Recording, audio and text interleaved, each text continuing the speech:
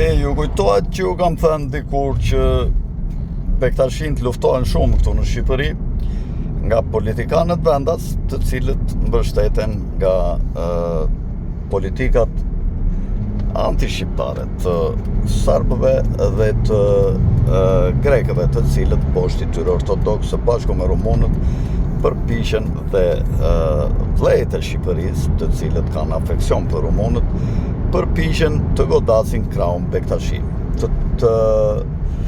Katolikët e kanë qendrën e tyre jashtë Shqipërisë, në Vatikan. Sunitët e kanë në Turqi, në Stamboll, kryesisht në ndikimin e Erdoganit apo kushdo që vjen atje në Turqi, kanë një ndikim të lartë shpirtëror, dhe ortodoksët nga fanari grek i Stambollit, po dhe nga Asfalia e Greqisë.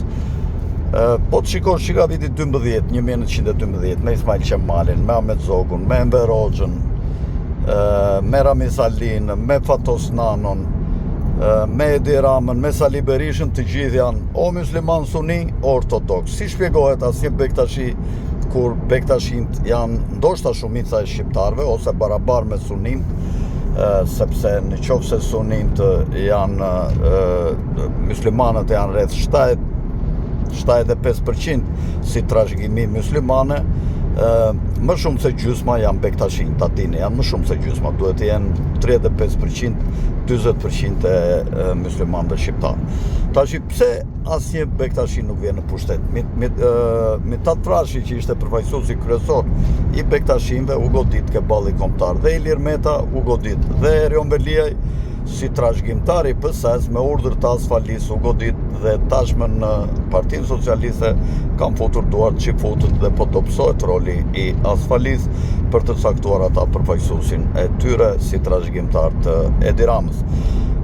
Lufta ndaj bektashinëve duket edhe tek heqja e urdhrit Naim Frashi që akordoheshin nga presidenti me vendim të kryeministrit të Shqipërisë qysh në vitin 2021 dhe parlamenti e ka hequr në vitin 2023.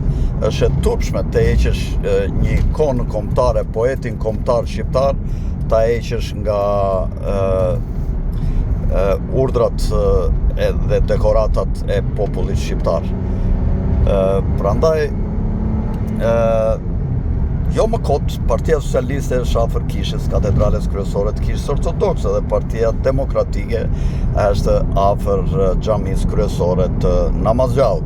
Vetëm bektashinët e kanë qendrën këtu në Shqipëri, prandaj grekët dhe serbët tmerrohen në qoftë se vjen një bektashin në krye të vendit tonë. Me përjashtim të Ilir Metës, i cili ka pasur poste të rëndësishme, ka qenë sigurisht shumë i përfolur për korrupsion, por krye kleptokrati mos harroni që është Edi Rama i këtyre 35 vjetëve, dhe sy ngjan në këmbë sepse mbrohet nga këto qarqe anti-shqiptare, ashtu si dhe Sali Berisha, i cili dhe ky mbrohet nga këto qarqe. Pra, mos ju duken kot këto që ju them unë nuk jam tifos me askënd, unë jam një analist që përpiqem të them vetëm të vërtetën, sepse e vërteta mund gjithçka. Tung kaq sa për sot.